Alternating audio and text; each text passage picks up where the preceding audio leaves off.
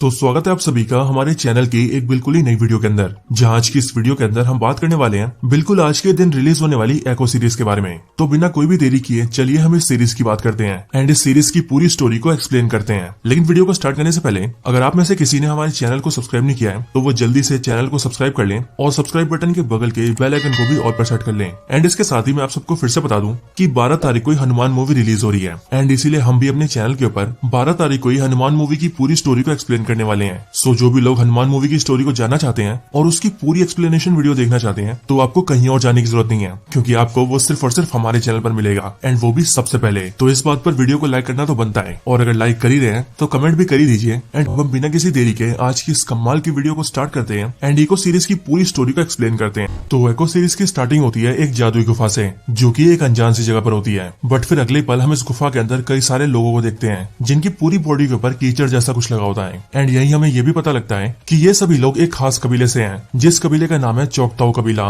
इस कबीले के सारे लोग एक साथ इकट्ठा होते हैं और पास में रखे हुए एक पानी को पीते हैं, जो पानी असल में जादुई होता है। लेकिन जैसे ये लोग पानी पीते हैं वैसे ये पूरा गुफा टूटने लगता है। बट फिर तभी अचानक से एक लाइट चमकती है और फिर उस रोशनी के हटते ही हम ये देखते हैं कि चोकताऊ कबीले के सारे लोग उस गुफा से बाहर आ चुके हैं और वो सभी हमारी असल दुनिया में है। और फिर इसके अगले पल चोकताऊ कबीले के सारे लोगों के शरीर के ऊपर से एक परत हटने लगती है और वो बिल्कुल आम इंसान जैसे हो जाते हैं। एंड फिर तभी इनमें से एक लड़की सामने आती है जिसका नाम होता है चफा, और फिर वो अपने कबीले की लीडर बनकर सभी को लीड करती है एंड वो सभी से कहती है कि मेरे पीछे आओ। इसके बाद ही बैकग्राउंड में हमें आवाज आती है, जो आवाज हमें बताते हुए कहती है कि इस तरीके से चफा ने अपने चोकताऊ कबीले के लोगों को बचा लिया और उस गुफा से बाहर निकाल लिया। एंड फिर इसके अगले सीन के अंदर हम माया और उसकी कजन को देखते हैं, जो कि इस टाइम पर काफी छोटे होते हैं और हमें पता लगता है कि ये सारी कहानी माया की कजन माया को सुना रही थी। इसी के आगे हमें ये भी पता लगता है कि इस टाइम पर माया अपने मॉम और डैड के साथ मिलकर अपनी नानी के घर आई थी एंड वहीं पर ही वो अपने कजन से भी मिली थी। इसके साथ ही यहीं पर हमें माया के मॉम और डैड के बारे में भी पता लगता है। हम ये जानते हैं कि माया के जो डैड है वो एक क्रिमिनल है जो कि काफी बुरे काम करते हैं। एंड साथ ही साथ माया की जो मदर है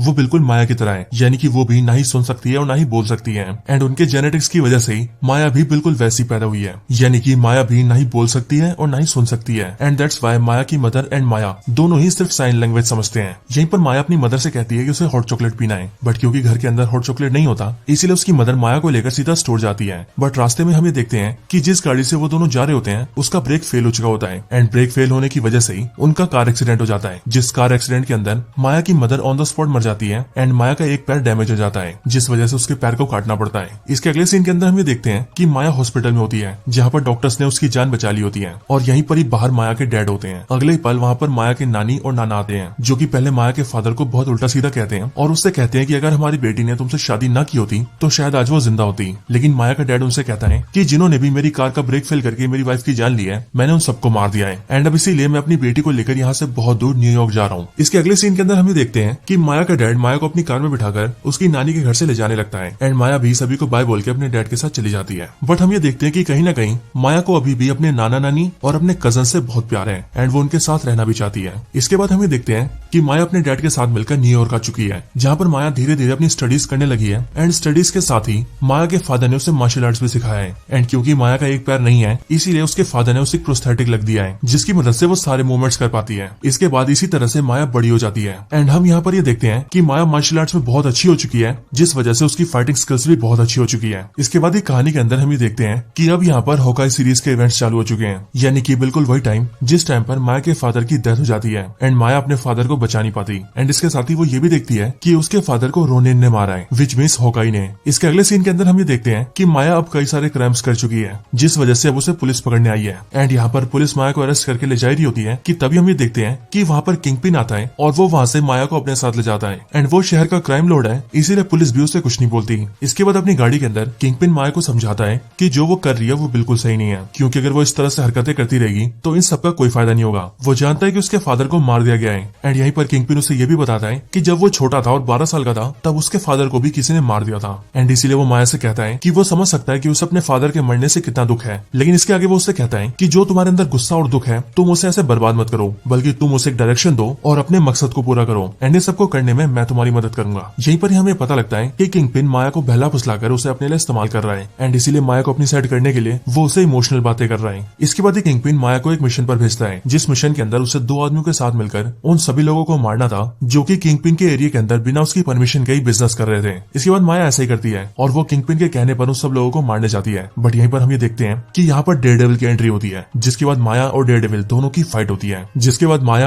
दोनों की फाइट काफी लंबी चलती है। बट यहीं पर हम ये भी जानते हैं कि डेयरडेविल भी यहाँ पर इसीलिए आए ताकि वो इन सभी गुंडों को रोक सके, लेकिन अब क्योंकि वो माया को नहीं जानता इसीलिए वो भी माया को इन सबका हिस्सा समझ रहा है और इसीलिए उसने माया पर हमला किया है। इसके कुछ टाइम बाद डेयरडेविल वहाँ से निकल जाता है, जिसके बाद माया सीधा किंगपिन के पास जाती है और उसे सारी रिपोर्ट देती है। ये सुनकर किंगपिन काफी खुश होता है और वो माया से कहता है कि आज तक मेरा कोई भी आदमी उस डेयरडेविल के आगे टिक भी नहीं पाया है एंड तुम पहली हो जो उससे इतनी देर लड़ पाई हो, सो इसीलिए ये बहुत बड़ी बात है। फिर इसके आगे हमें देखते हैं कि किंगपिन माया को और भी अच्छे तरीके से ट्रेन करता है। वो माया को गोली चलाना सिखाता है, बंदूकों का इस्तेमाल सिखाता है एंड बहुत ही सफाई से दूसरों को मारना सिखाता है। एंड माया फिर इसी तरह से किंगपिन के और भी मिशंस को पूरा करती है और फिर वो धीरे धीरे करके किंगपिन के लिए बहुत सारे लोगों को मारकर एक परफेक्ट असैसिन बन जाती है। बट इन सबके बीच ही माया और किंगपिन की कॉन्वर्सेशन होती है, जिसके अंदर माया किंगपिन से कहती है कि वो अपने फादर के कातिल को भूली नहीं है और इसीलिए जिस दिन वो उसके सामने आएगा उस दिन वो उसे अपने हाथों से ही मारेगी। जिस पर किंगपिन उसे कहता है हाँ बिल्कुल उसे तुम ही मारोगी। इसके आगे हमें देखते हैं कि माया फिर से और भी मिशंस को पूरा करने लगती है एंड किंगपिन के लिए दूसरे लोगों को मारने लगती है। बट फिर उसी दौरान एक बार माया की मुलाकात रोनिन से होती है, यानी कि अपने हॉकाई से, एंड उसे देखते ही माया उसे मारने की कोशिश करती है। लेकिन फिर हॉकाई उसे ये समझा देता है कि उसके डैड को उसने नहीं बल्कि खुद किंगपिन ने मारा है एंड वो किंगपिन सिर्फ और सिर्फ तुम्हें यूज कर रहा है, इसीलिए वो तुम्हारे साथ नहीं बल्कि तुम्हारे खिलाफ है, जो कि तुम्हारा इस्तेमाल खत्म होते ही तुम्हें भी मार देगा।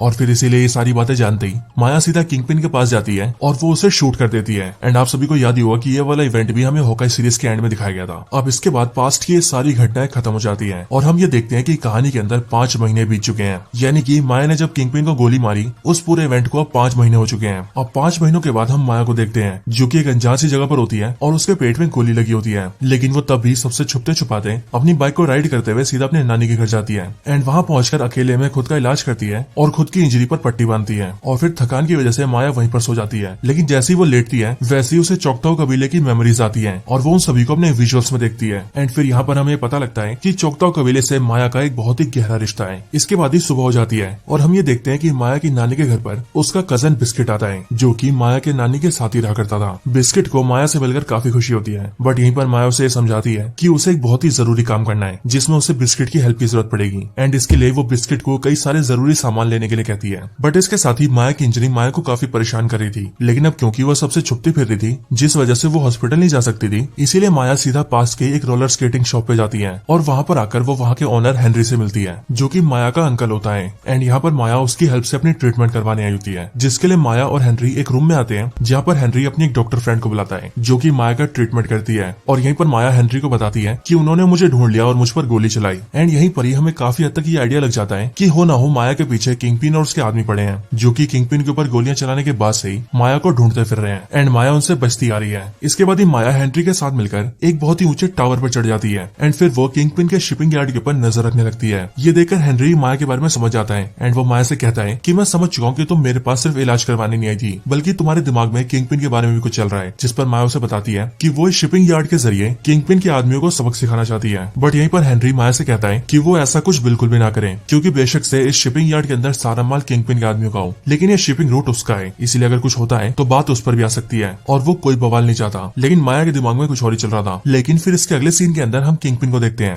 जो कि एक हॉस्पिटल के अंदर अपना इलाज करवा रहा होता है, जहाँ पर वो जिंदा तो होता है लेकिन उसकी दोनों आंखें डैमेज हो चुकी होती हैं क्योंकि माया ने उसकी आंखों में गोली मारी थी। इसके बाद यहीं पर ही एपिसोड 1 की स्टोरी खत्म होती है और शुरुआत होती है एपिसोड 2 की स्टोरी की। और यहाँ पर कहानी स्टार्ट होते ही हमें सीधा पास्ट में ले जाया जाता है, यानी कि ठीक 1200 एडी में, जहाँ पर हम देखते हैं अलाबामा को, जो कि यूएसए के अंदर है। इस पुराने टाइम के अंदर यहाँ पर हम कई सारे कबीलों को देखते हैं जो कि आपस में एक स्पोर्ट्स खेल रहे होते हैं और ये स्पोर्ट काफी हद तक हॉकी जैसा होता है। एंड ये जो मैच होता है वो स्पेशली 2 कबीलों के बीच होता है, जिनमें से एक कबीले के लोगों के ऊपर रेड कलर का निशान होता है और दूसरे कबीले के लोगों के ऊपर ब्लू कलर का। एंड यहाँ पर हम ये जानते हैं कि इस मैच के अंदर जो भी टीम हारेगी उस कबीले को हमेशा के लिए यहाँ की जमीन से हटा दिया जाएगा, विच मीन्स उन्हें इस जगह को छोड़ के जाना पड़ेगा। एंड इसीलिए ये दोनों कबीले अपनी पूरी जी जान लगा के गेम खेलते हैं। बट फिर मैच के आखिरी में हम ये देखते हैं कि रेड कबीले की एक लड़की को सीधा चाकताओ कबीले की चफा याद आती है एंड जैसे उसे अपने दिमाग में उसकी मेमोरीज आती है वैसे उसके अंदर एक पावर एक्टिवेट हो जाती है एंड उसके हाथों में स्पीयर शेप का एक निशान बन जाता है। एंड फिर पावर के एक्टिवेट होते ही वो अपनी टीम को मैच जिता देती है।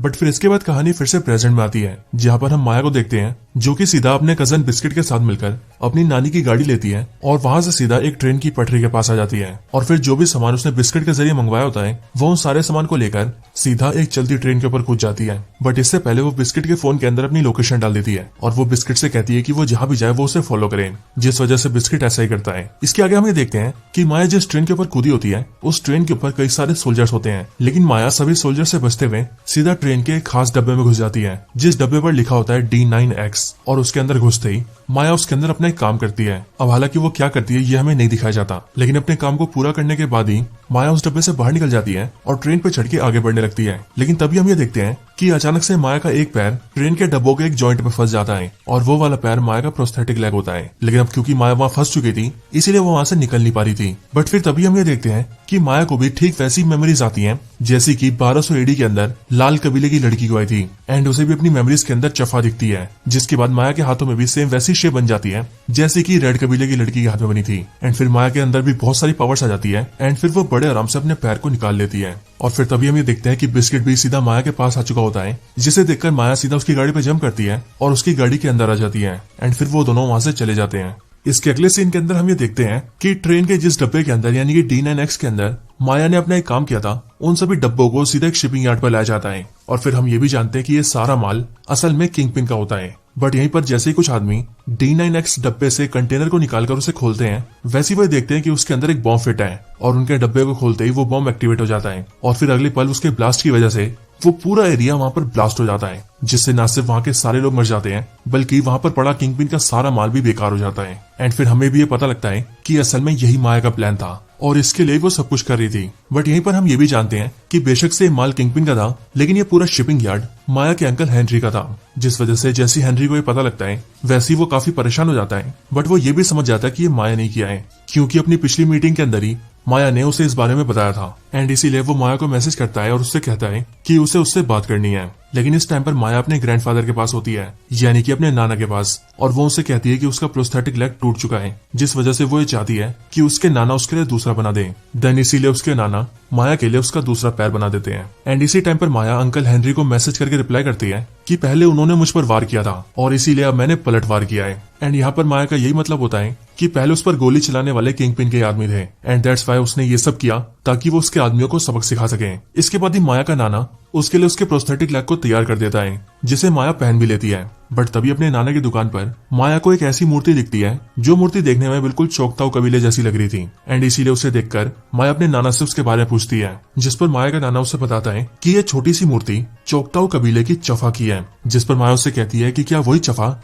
जिसने अपने कबीले के सारे लोगों को गुफा से आजाद कराया था। बट फिर इसके आगे माया का नाना उससे कहता है कि मैं इनके बारे में ज्यादा नहीं जानता, लेकिन तुम्हारी नानी इनके बारे में सब जानती है और उसने वैसे ये भी सुना है कि ये चोकताऊ कबीले के लोग अपने वंशज और अपने बच्चों के लिए हमेशा तैयार रहते हैं और जब भी उन्हें जरूरत पड़ती है तब वो उन्हें ताकत देते हैं। बट असल में चीजें क्या है वो नहीं जानता, सो इसीलिए अगर उसे कुछ जानना है तो वो अपनी नानी से पूछ सकती है। इसके अगले सीन के अंदर अंकल हेनरी माया से मिलने आता है और वो उससे कहता है कि आखिर वो सब ये क्यों कर रही है। उसे यहाँ पर ये सब बिल्कुल नहीं करना चाहिए और किंगपिन के साथ उसकी जो प्रॉब्लम्स न्यूयॉर्क में थी उसे ये सब वहीं सॉल्व करनी चाहिए, क्योंकि यहाँ पर वो कोई भी बखेड़ना नहीं चाहता। और फिर इसके आगे अंकल हेनरी माया से कहता है कि उसे अब बिल्कुल छुप कर रहना पड़ेगा और वो बिल्कुल चौकन्नी रहे ताकि उसके बारे में कोई न जान पाए। एंड फिर ये बोलकर वो वहां से चला जाता है। बट फिर तभी हम ये देखते हैं कि माया को उसकी कजन बोनी का मैसेज आता है और ये माया की वही कजन होती है जो कि बचपन में उसे कहानियां सुनाया करती थी। और यहाँ पर बोनी को ये पता लग चुका था कि माया यहाँ पर आई थी और वो इसीलिए क्योंकि बिस्किट ने गलती से बोनी को माया के बारे में बता दिया था। बट फिर इसके साथ ही ये एपिसोड यहीं पर एंड हो जाता है। सो दोस्तों यही था एको सीरीज का पार्ट 1,